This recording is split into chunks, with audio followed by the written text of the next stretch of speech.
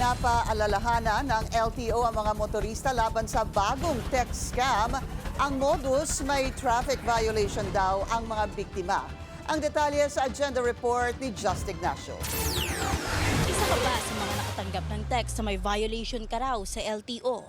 Puwes hindi ka nag-iisa.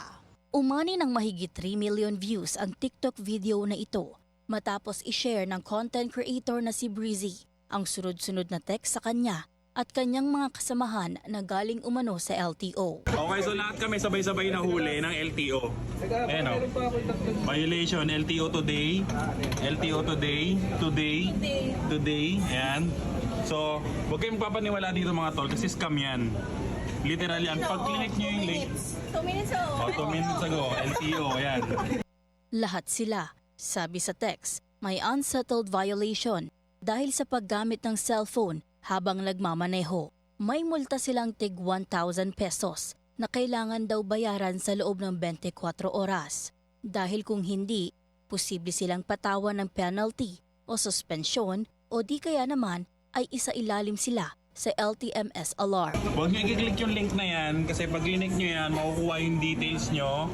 Tapos may ilalagin kayo dyan, makukuha lahat ng details nyo. So, huwag kayong papaano sa LTO na peke. Ayan, peke yan. Ayon kay LTO Chief Marcos Lacanilao, ang ganitong mga text ay isang uri ng phishing scam at sa kabila ng kanilang pagsisikap na sugpuin ito, patuloy pa rin anla itong lumalaganap. Nananatiling kumakalat ang mga pekeng website at text messages na nagpapanggap na galing sa LTO na layuning makuha ang inyong personal na impormasyon at linlangin ang mamamayan. Patuloy naman daw ang pakikipagtulungan ng LTO sa Department of Information and Communications Technology at iba pang ahensya ng pamahalaan para mapuksa ang ganitong mga panloloko. Tapos yung isa rito, wala kang lisensya, di ba? Hindi ka rin nagmamaneho.